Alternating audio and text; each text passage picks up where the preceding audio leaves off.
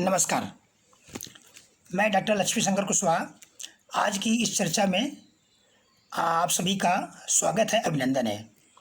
आज की चर्चा में हिंदी के प्रमुख और वरिष्ठ बाल साहित्यकार भगवती प्रसाद द्विवेदी जी के बाल साहित्य के बारे में चर्चा करना चाहूँगा। आपको बाल साहित्य के लिए उत्तर प्रदेश हिंदी संस्थान से आपको पुरस्कार मिला है। सरकारी संस्थाओं से आपको कई पुरस्कार मिले हैं, आपको अन्य संस्थाओं से पुरस्कार मिले हैं और बाल साहित्य में लगभग आपकी 100 से अधिक पुस्तकें प्रकाशित हो चुकी हैं। आपका कुछ साहित्य प्रकाशनाधीन है और आपने बाल साहित्य के अलावा आपने भोजपुरी साहित्य और हिंदी में बड़ों के लिए भी आपने कलम चलाई है। आपका बहुत बड़ा साहित्यिक अवदान है। तो भगवती प्रसाद द्विवेदी के साहित्य के बारे में यदि मैं चर्चा करूं तो मुझे याद है कि जब मैं हिंदी साहित्य के बाल एकांकी साहित्य का जब मैं रिसर्च कर रहा था, तब मुझे एक पुस्तक मुझे संपादित ग्रंथ प्राप्त हुआ था। उसको डॉक्टर रोहितास अस्थाना जी ने चुने हुए बाल एकांकी भाग 1-2 करके निकाले थे। तो चुने हुए बाल एकांकी भाग 1 का प्रथम संस्करण 1999 में प्रकाशित हुआ था। उसमें भगवती प्रसाद द्विवेदी की एक एकांकी थी, भाषा की रेल। और ये एकांकी मुझे इतनी अच्छी लगी कि उस समय भी ये एकांकी अपील कर गई और आज भी ये एकांकी बहुत अच्छी है। इस एकांकी का मैंने अपने शोध ग्रंथ में आपने उसमें समावेश भी किया, उसका रेफरेंस भी दिया। और आइए आप देखते हैं कि इस एकांकी में आपने किस प्रकार की आपने कथा वस्तु को पिरोया है। ये भाषा की रेल है। ये भगवती प्रसाद द्विवेदी द्वारा सचित बाल नाटक गद्य और पद्य शैली में लिखा गया है, यानी चंपू शैली में ये नाटक लिखा गया है। इसमें गुरुजी और छात्रों के परिवेश का ये नाटक है। इसमें जो कथानक पिरोया गया है वो गुरुजी और छात्रों के परिवेश का नाटक है। इसमें गुरुजी बच्चों से कविता कहने को कहते हैं और इसके बाद में वे स्वयं भी कविता कहते हैं और ये कविता के माध्यम से ये पढ़ाई का सिलसिला जारी रहता है। स्वयं गुरुजी गुब्बारे पर एक कविता सुनाते हैं। इसके बाद शिक्षक और सभी छात्र मिलकर चिड़ियों तितलियों की कविताएं गाते हैं। गीत के अंत में शिक्षक छात्रों से कहते हैं कि कल मैं आपको कहानी और पहेली पढ़ाऊंगा। इस प्रकार हम देखते हैं इस एकांकी नाटक में शिक्षकों को भी कविता कहानी के माध्यम से पढ़ाई को रुचिकर बनाने की प्रेरणा दी गई है। यदि आप यूँ कहें, आपके बाल साहित्य में एक इनोवेटिव तरीका है जिसे हम कहते हैं इनोवेशन इन एजुकेशन। इस प्रकार से आपने अपने बाल साहित्य में आपने दूरदृष्टि का संयोजन करने की कोशिश की है। अब इस भाषा की रेल में आपने जो कविताएं प्रस्तुत की हैं बच्चों के लिए, वो बहुत ही रुचिकर और मनोरंजक हैं। मैं उस कविता को थोड़ा सा आप लोगों के समक्ष रखना चाहूँगा। हंसी खुशी की है अभिलाषा, पढ़ें लिखें सीखेंगे भाषा। भाषा में है खेल खिलौने, जादूगर सर्कस के बौने। कथा कहानी और पहेली, संगी साथी सखी सहेली। भाषा की हम रेल चलाएं, गीत खुशी के हिलमिल गाएं। ये बच्चों के लिए एक बहुत ही अच्छी कविता का आपने अपने नाटक में संयोजन किया है। दूसरे और पात्र के माध्यम से जो दूसरी कविता है वो इस प्रकार से है। आओ भाई खेलें खेल, चलती है अब अपनी रेल। हम इंजन हैं भग भग करते, हम डिब्बे हैं छक छक करते। सीटी देती अपनी रेल, कैसा बढ़िया है ये खेल। दिल्ली जाने वाले आएँ, तनिक देर में हम पहुँचाएँ। चाहें तो हम इसी रेल में झटपट कलकत्ता हो आएँ। टिकट विकट का काम नहीं है, लगता कुछ भी दाम नहीं है। स्टेशन पर रुक गई रेल, हुआ खत्म अब अपना खेल। इस प्रकार से आप ये देखते हैं कि आपने अपने कविताओं के माध्यम से और बच्चों को कितनी अच्छी आपने सीख दी है। और सीख ये है कि हम सब हिल मिल कर रहें, और हिल मिल कर अगर हम ट्रेन चलाते हैं तो वो चाहे हमारे जीवन की ट्रेन हो या चाहे हमारे साहित्य में भाषा की रेल हो या चाहे पूरे राष्ट्र की जितनी भी भारतीय भाषाएं हैं उन सभी भाषाओं को एकात्म रूप या उनके सम्मान की बात हो, आपने सभी के लिए आपने बहुत अच्छा ही एक संदेश दिया है। यद्यपि ये बच्चों का नाटक है, बच्चों के नाटक में इतने गंभीर संदेशों को समझना बच्चों की बस की बात नहीं है, लेकिन फिर भी अपनी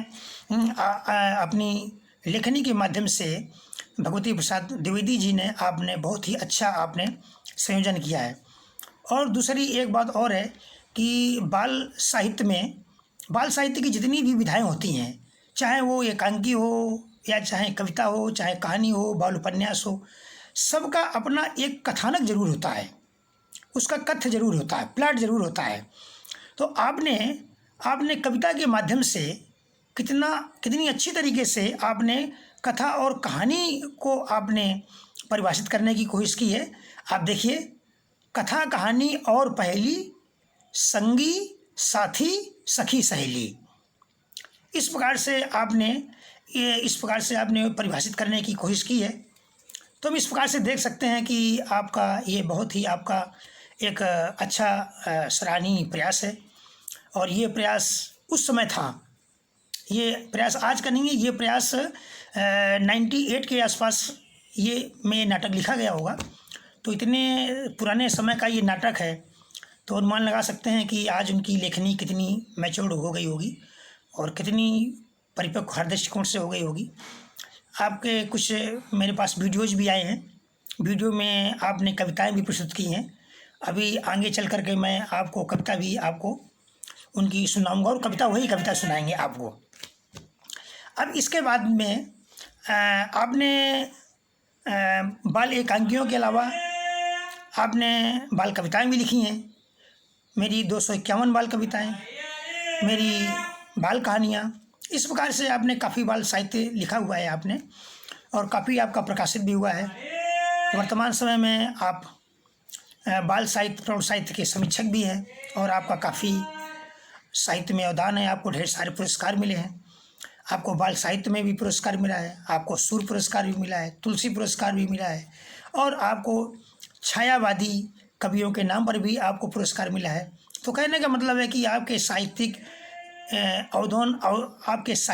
अवदान को विभिन्न अलंकारों से अलंकृत किया गया है। इस प्रकार से भगवती प्रसाद द्विवेदी जी का बहुत ही एक गहन और गंभीर ज्ञान वाला आपका साहित्य है, आपकी साहित्य यात्रा है। वर्तमान समय में आप सेवानिवृत्त हो गए हैं और पटना में ही रह करके आप साहित्य साधना कर रहे हैं। और इसके बाद में मैं अभी मैं आपके जीवन से संबंधित कुछ चीज़ों का मैं उल्लेख करूंगा। उस उल्लेख के माध्यम से आप ये समझेंगे कि द्विवेदी जी की कितनी कृतियां हैं और आपको कितना सम्मान मिला है, और वर्तमान में आप साहित्य साधना में आप कैसे तल्लीन हैं।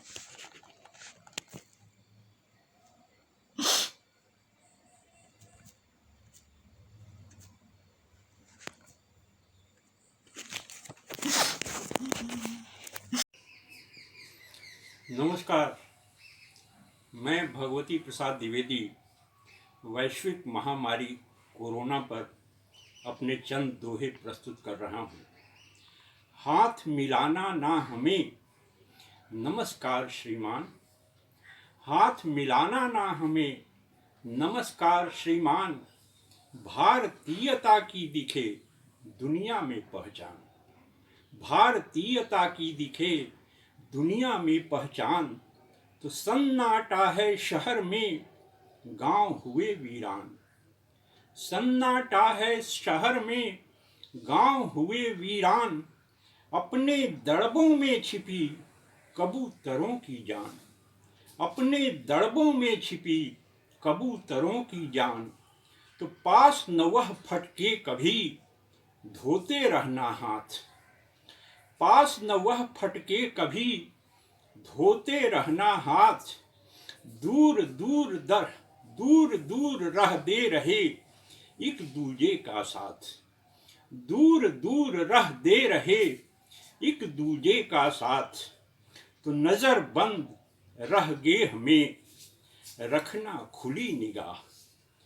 नजर बंद रह गे हमें, रखना खुली निगाह। भूखे बेबस लोग की हो हरदम परवाह। भूखे बेबस लोग की हो हरदम परवाह। तो कोरोना विपदा बड़ी, हम भी हिम्मतवान।